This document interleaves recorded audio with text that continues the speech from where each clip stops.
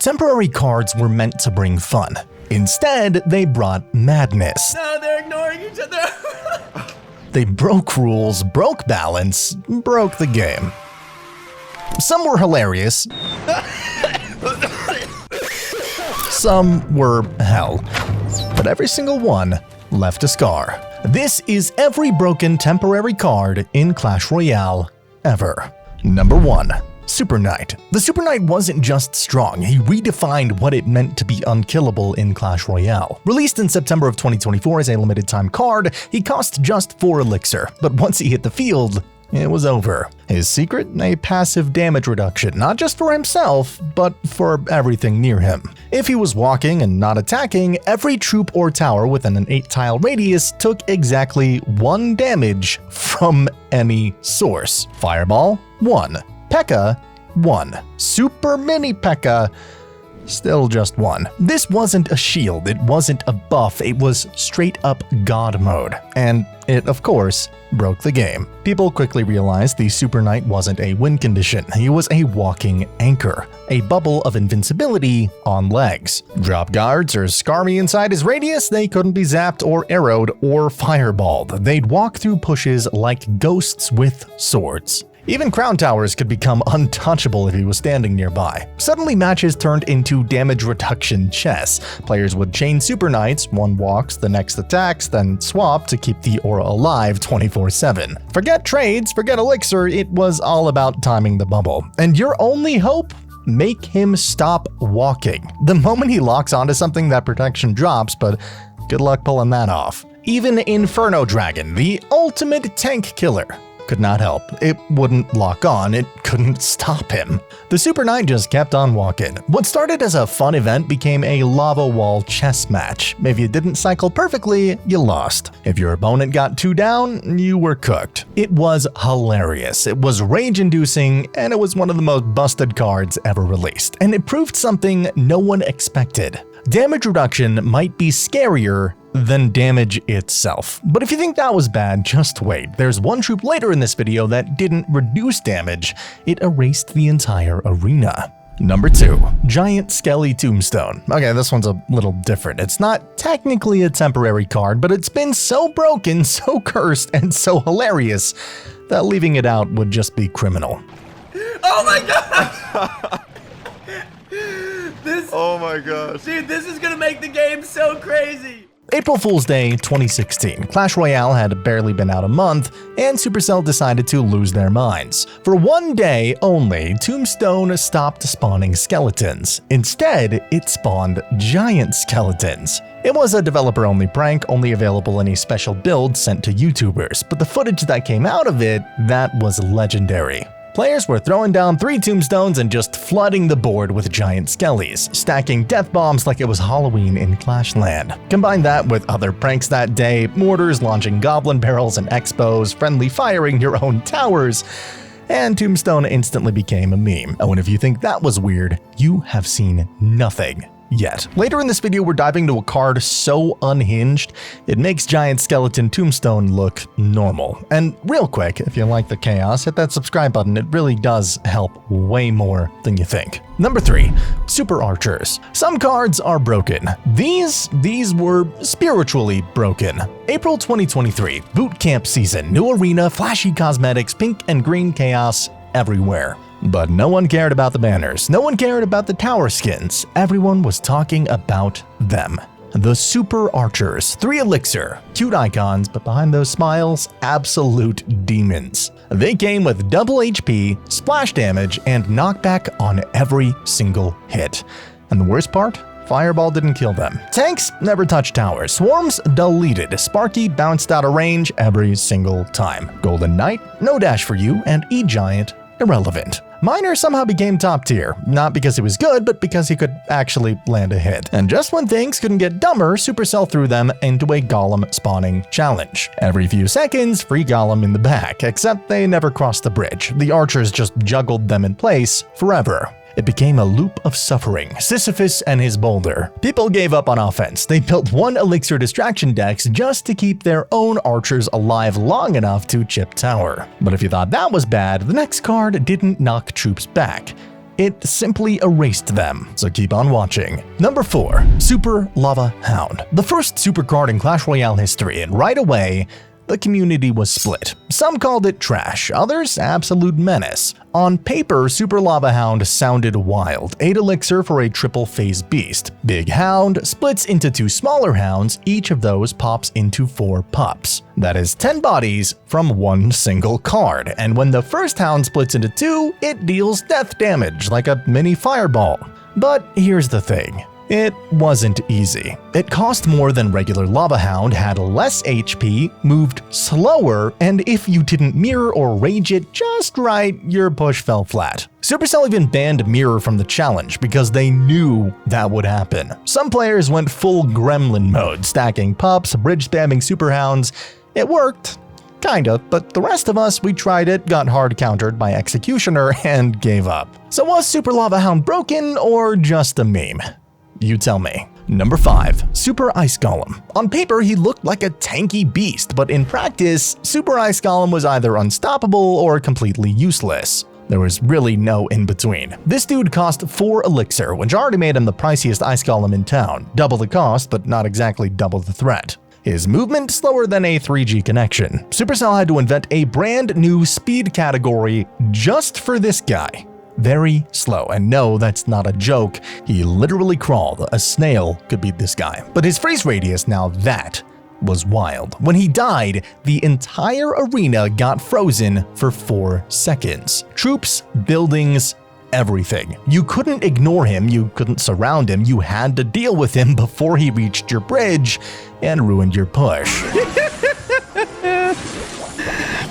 Oh, and that freeze bought me time for the mini PEKKA on the left side now. In the right matchups, especially against swarm decks, he was a nightmare, but against control decks or anyone with a mini tank and some spacing skills, he just waddled into nothing. So was he broken? In some matches, absolutely. In others, he was just dead weight. But hold up, because next we've got a card that wasn't slow, it wasn't clunky, it just deleted everything. Number 6. Super Mini PEKKA. If you ever looked at a mini PEKKA and thought, what if he just never died? Supercell made that nightmare real. Introducing the Super Mini PEKKA, a one-shotting pancake-eating machine that might be the strongest super card ever released. This guy didn't just delete troops, he deleted entire pushes, and then healed himself while doing it. That is right, every time he took out a troop, he dropped a pancake, and if he stood on it, full heal. It was like Rage, Heal Spirit, and Mini PEKKA all fused into one overcooked fever dream. In the right deck, this thing was straight up unkillable, and don't even think about stacking units unless you want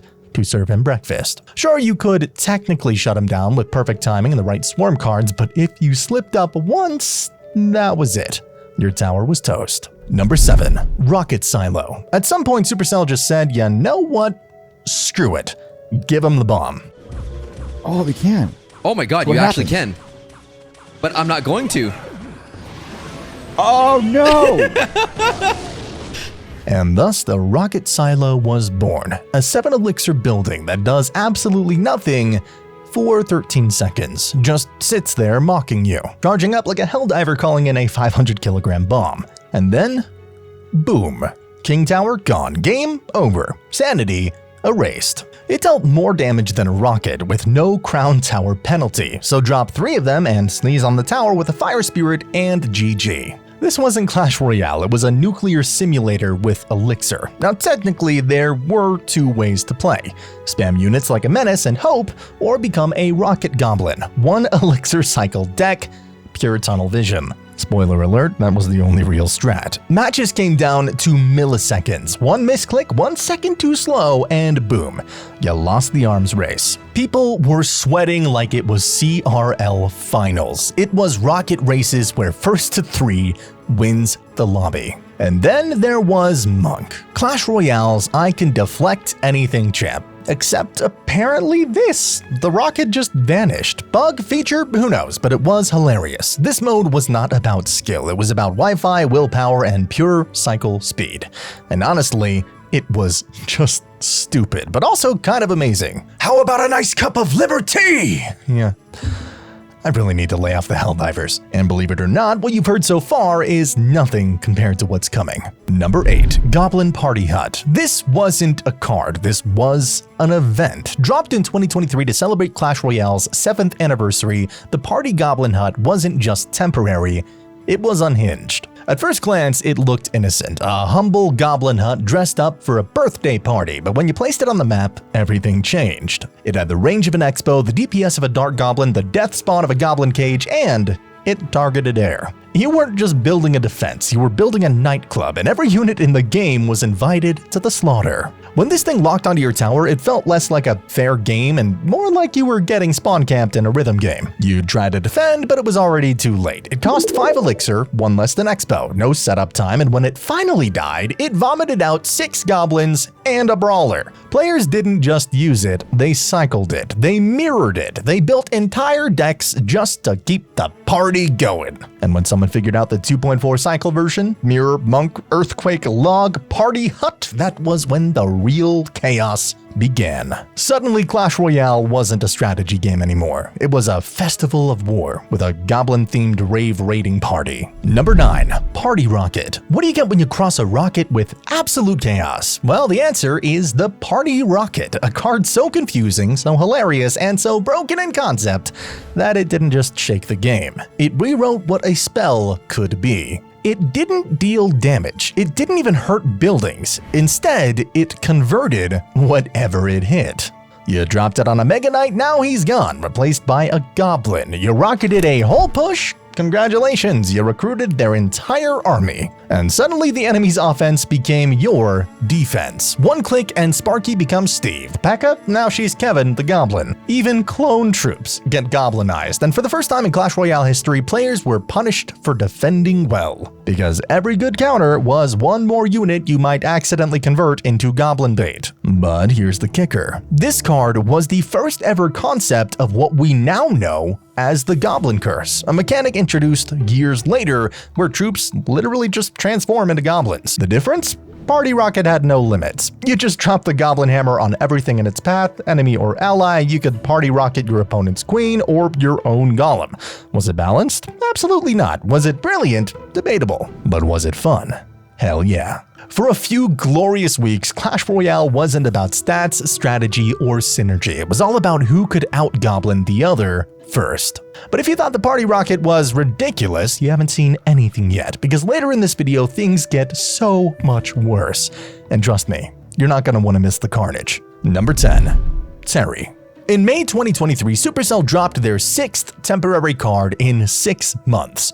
And this time, it was personal. Terry was introduced to promote the Books of Clash series, and while the marketing was clever, the gameplay, well, let's just say Terry wasn't exactly breaking the meta. He cost the same as a regular Hog Rider, hit almost the same, and had champion-style flair.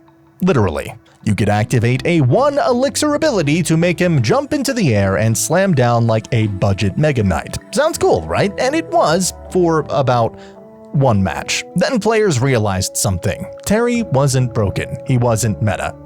He wasn't even really needed. He was just a slightly bulkier hog with a gimmick, a glorified mascot, a walking advertisement with a jump button. But hey, maybe that's all he was ever meant to be, a promotional hero, a limited time novelty. And honestly, that's kind of beautiful. Because not every card needs to be balanced. Not every challenge needs to be fair. But this next card, it wasn't just chaotic.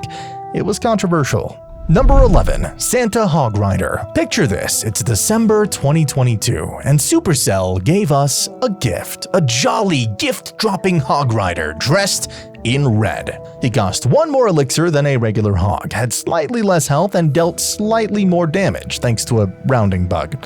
Not design. But none of that mattered, because this hog dropped presents every 3 seconds, like clockwork. And if a troop touched that gift, a random spell would trigger. Sometimes it was Rage, sometimes it was Clone, which got especially cursed when your cloned Santa Hog also started dropping gifts, which could include, you guessed it, more clones. Yeah, infinite clone loops were a real thing. And if you thought that was bad, try a heal spell, a card that hadn't existed in over 2 years.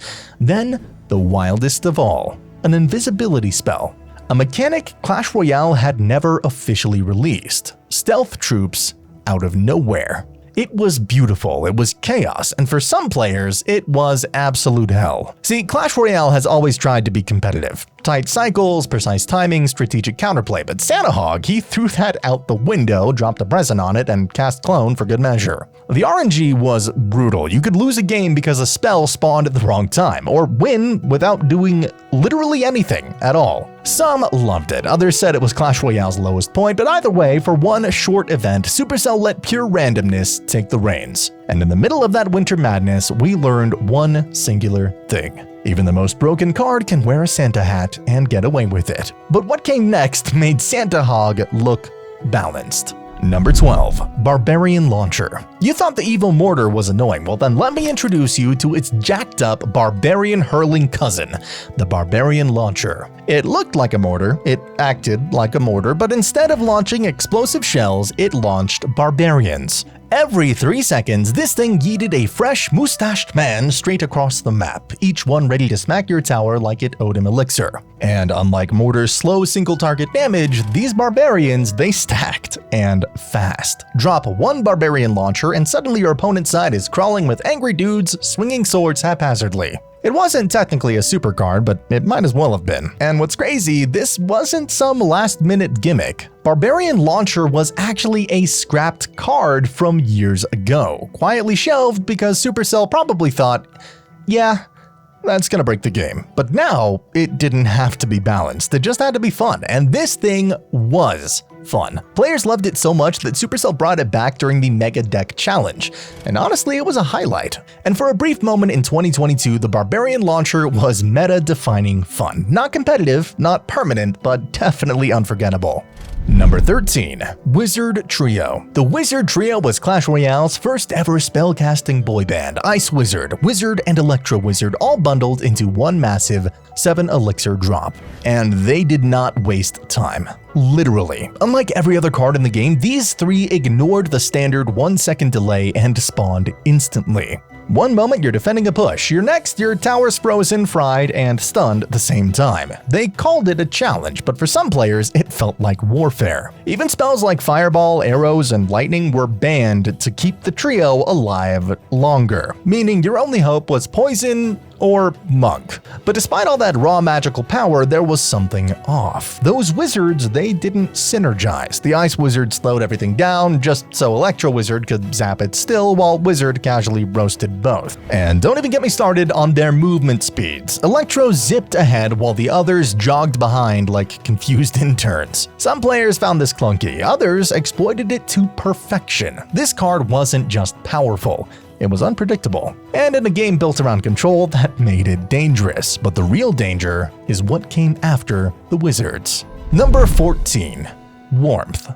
Okay, so this video is technically about broken temporary cards, but I'm gonna break the rules for just 1 second here. Because what you're about to hear, it's not the most overpowered, it's about one of the most beautiful cards. So without further ado, let me give an honorable mention to a spell that changed everything. Not with power, but with creativity. In December of 2023, after a 6-month drought with no new temporary cards, Supercell dropped something quietly brilliant.